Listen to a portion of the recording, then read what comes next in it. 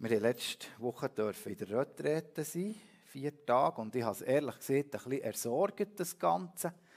Ich dachte, wie echt das geht und wenn da so die Spannungen schon manchmal so spürbar wurden. Und wir hatten aber sehr eine gute Retrette, es war wirklich eine ganz gesegnete Zeit. Und Barbara Bösch hat an einem Morgen so eine Betrachtung gemacht über Brut und Jesus. Also vom Jüdischen her, wie das gedacht ist, oder wie sie das gehandhabt haben, wie das mit der Hochzeit gegangen ist im jüdischen Kontext. Und mir hat das wirklich ganz neu auch angesprochen und das ist etwas auch von dem, was wir jetzt hier in diesem Lied gesungen haben. Du hast mich, ich habe dich erlesen, ausgewählt, gesucht. Und vielleicht, ja, das ist etwas, man sehnt sich danach und dann ist man vielleicht geheiratet oder man sieht vielleicht auch Beispiele, was ein bisschen schwierig ist oder so. Aber das Bild, Jesus, der Bräutigam und wir Brut, Jesus sehnt sich nach uns und wir dürfen uns nach ihm sehnen und auf ihn warten, bis der Bräutigam kommt, für die Brut herzuholen. Sie hat das so beschrieben, der Bräutigam hat die Aufgabe, die Wohnung parat zu machen, für die Brut. Und wenn er dort die Wohnung parat hat, dann geht er und die Brut zu holen. Und man weiß eben nie so genau, wenn das dort die Wohnung parat ist. Also etwas, ja, wo wir wirklich auch dürfen, als Bild mitnehmen. Wir dürfen darauf freuen. Jesus ist uns eine Wohnung parat machen, für uns, seine Brut. Und er wird uns herholen. Genau, das ist das, was wir hier im Lied hatten. Und ich glaube, das ist auch etwas, was wir auch für diesen Tag, diesen Dankbuß- und Betttag mitnehmen. Ich glaube, das ist, ja, man kann sagen, wie es richtig ist und wie man sollte und so. Aber wenn wir die Sehnsucht leben, dann sieht auch die Welt um uns herum, dass wir diese Sehnsucht haben, die Gottessehnsucht. Und da möchte ich auch appellieren, dass wir da mehr investieren. Wir haben einen Predigttext, oder ich habe den Predigttext heute ausgewählt und er passt vielleicht auf den ersten Blick nicht gerade so in das Thema rein. Und ich möchte vorschlagen, dass wir den gerade miteinander lesen. Kannst du den einblenden? Das ist die Folie.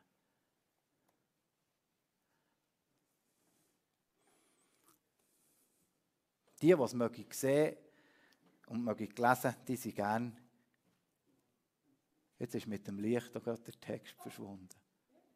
Nein, das ist wahrscheinlich nicht, das hat keinen kausalen Zusammenhang, glaube ich.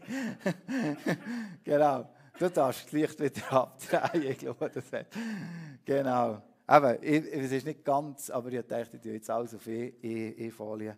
Die es lesen, ich muss die Brille wieder abziehen. Tun wir miteinander, das ist aus der Genfer Übersetzung, miteinander doch da den Text lesen. Ein weiterer Punkt, den ihr erwähnt habt, liebe Geschwister, sind die Fähigkeiten, die uns durch Gottes Geist gegeben werden. Es liegt mir sehr daran, dass ihr in dieser Sache genau Bescheid wisst. Denkt an die Zeit, als ihr noch nicht an Christus geglaubt habt. Damals habt ihr euch ständig irreführen und dazu hinreißen lassen, den Götzen zu dienen. Götzenbildern, die nicht einmal reden können. Deshalb weise ich euch auf Folgendes hin. Niemand, der unter der Leitung von Gottes Geist redet, wird jemals sagen, Jesus sei verflucht. Und umgekehrt kann niemand sagen, Jesus ist der Herr. Es sei denn, er wird vom Heiligen Geist geleitet. Es gibt viele verschiedene Gaben, aber es ist ein und derselbe Geist, der sie uns zuteilt. Es gibt viele verschiedene Dienste, aber es ist ein und derselbe Herr, der uns damit beauftragt. Es gibt viele verschiedene Kräfte, aber es ist ein und derselbe Gott, durch den sie alle in uns allen wirksam werden. Bei jedem zeigt sich das Wirken des Geistes auf eine andere Weise, aber immer geht es um den Nutzen der ganzen Gemeinde.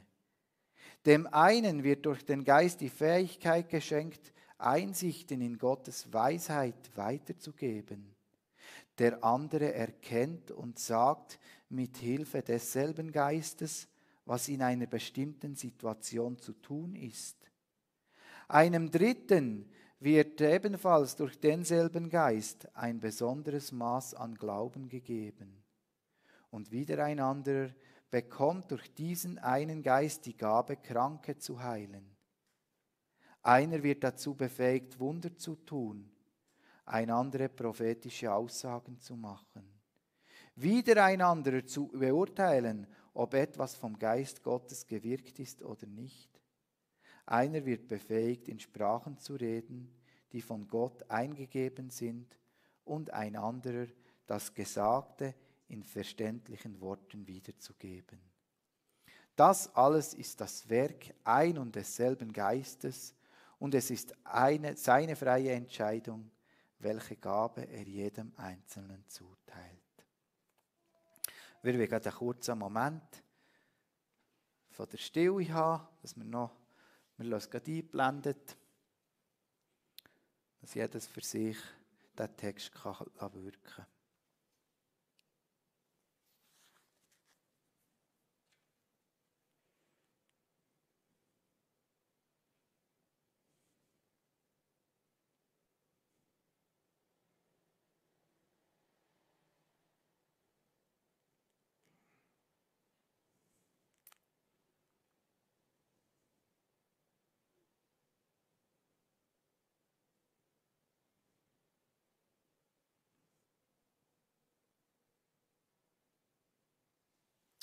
Amen.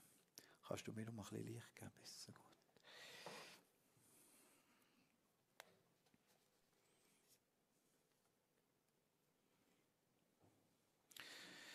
Der heutige Tag, der steht ja unter dem Motto Dank, Buß und Betttag. Das ist ein staatlicher Feiertag, wo es Konflikte hat in der Schweiz, katholisch reformiert, wo schwierige Zeiten waren, wo man nicht mehr weiter gewusst hat, hat der Bundesrat entschieden, den Betttag auszurufen. Dank, Buß und Betttag.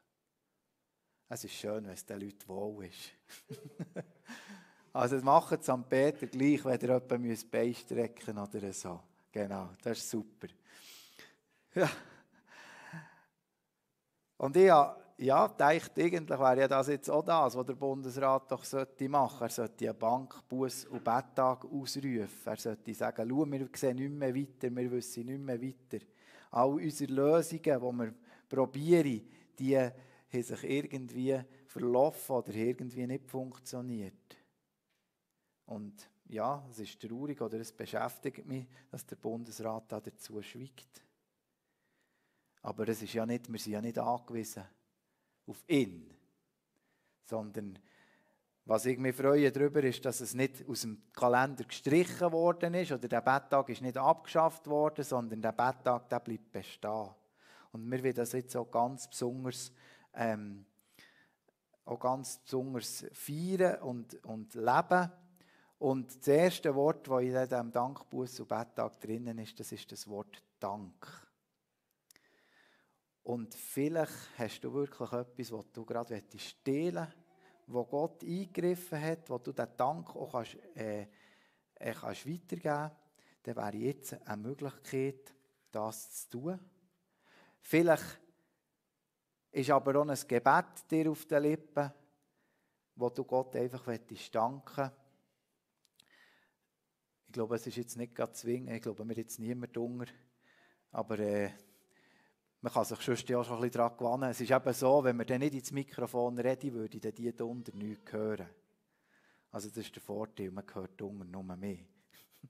Genau, wenn man Nebengeräusche hat, aber eben, man hört es schon nicht. Aber jetzt haben wir niemanden unter, darum können wir auf das Mikrofon verzichten. Ich bete an den Gott der Liebe, der sich in Jesus offenbar.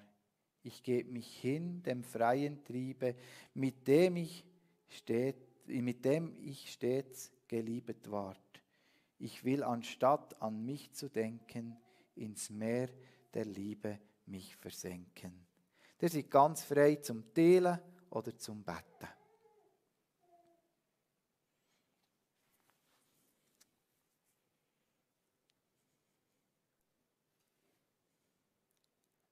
Ja, Vater, wir haben unwahrscheinlich viel Grund zu danken.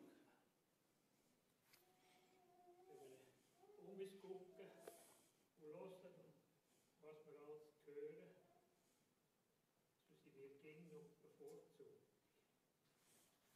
Ich habe gestern schon probiert auszudrücken und zu formulieren. Du hast gnädig durchgeholfen bis heute. Du hast uns bewahrt vor grossen meteorologischen Konflikten oder Einflüssen, Katastrophen. Du hast trotz allem einen guten Sommer gegeben. Aber du hast doch in deiner unendlichen Liebe uns eben uns zugewendet, indem dass wir dürfen versöhnt sein durch Christus, indem dass wir dürfen Geschwister sein glauben, miteinander unterwegs sein. Ich will dir auch ganz herzlich danken, dass du einfach dran bist, dein Reich zu bauen, die Gemeinde zu vollenden. Ich will dir gestern schon danken für die Hilfe, die du schenkst. Ja, für die Erneuerung, die passiert, gerade in dieser Hinsicht. Danke, dass du gerade heute, morgen und die nächste Woche besonders alle die führst und leitest, wenn ich jetzt vom Bundesrat habe, die Entscheidungen müssen treffen, dass sie die richtigen treffen. Ich bitte dich für das medizinische Personal unter Druck und für all das, was nicht verstanden wird und wo man sich dagegen auflehnt. Ja, wenn man sich das so vorstellt, wie die ganzen Kräfte, die heute mobilisiert werden, für dich mobilisiert wurden. Ja, der wurde dann ganz besser ausgesehen. Danke jetzt für den Dank, Buß und Betttag. Danke, dass du gerade heute durch dein Wort, durch das Lied, durch das Gebet wirklich Raum bekommst in einzelnen Herzen und Leben. Ja, dass doch nach deinem Gebet die Wille geschieht, dein Reich kommt und vollendet wird. Hilf uns nicht hinderlich sein dabei, aber das mitzunehmen auf das grosse Ziel. Ja, es ist die Hochzeit vom Lamm. Und da dürfen wir dazugehören. Nimm ganz herzlich Dank dafür. Amen. Ja, das ist ein Zeugnis. Gestern oder letzte Woche haben wir müssen, oder ja, ist eben ausgekommen, wie man jetzt die Gottesdienste muss gestalten muss. In dem Sinne wird der Friedel das offenbart, wie sie sich das etwa vorstellen. Lieb gefragt, Hani. Und ich bin nicht so begeistert, also ich bin von diesem Livestream habe ich da im Ausdruck genug gehabt. Und da gerade ein bisschen, und ja, man hat da ein paar Mal müssen. Und dann habe ich das letzte Woche die ganze Zeit gesehen, ja, oder habe ich mir das ein bisschen drum getan, was müssen wir noch haben, was müssen wir noch anschaffen, was muss ich technisch machen. Und hat mir gewiss ein bisschen Bauchweh gemacht, das Ganze, wie geht denn das?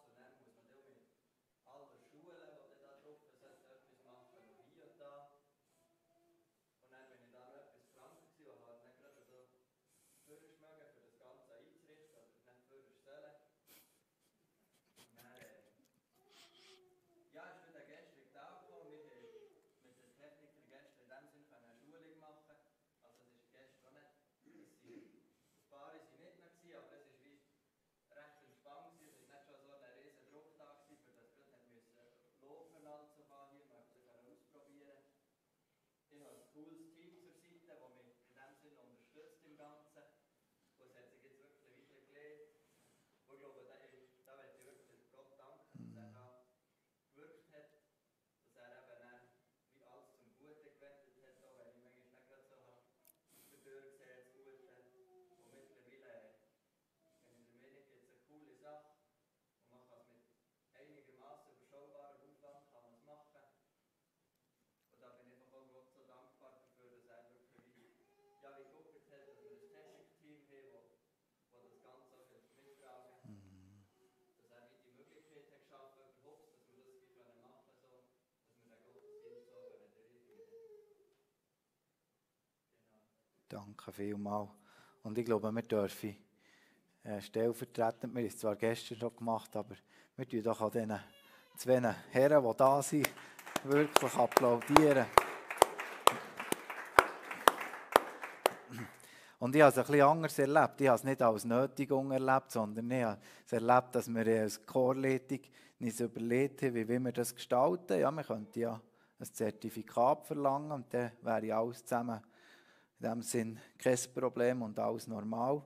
Und wir haben gesagt, nein, wir wollen keine Gottesdienste machen, wo jemand einen Ausweis zeigen muss, dass er reichen darf. Das ist einfach von uns auf das Herz gelegt worden. Das ist nicht, dass andere falsch machen oder so. Das ist mir auch ganz wichtig.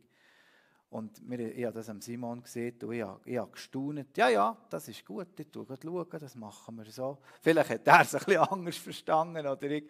Aber das ist einfach wunderbar. Und dass wir auch so dankbar dürfen sein, dass wir eben so junge Leute haben, die da einfach drinstehen. Und vielleicht tut jetzt jemand auch noch gerade für das beten, dass sie einfach auch ganz besonders dürfen gesegnet werden oder durch ihren Dienst, wenn jemand so gut ist.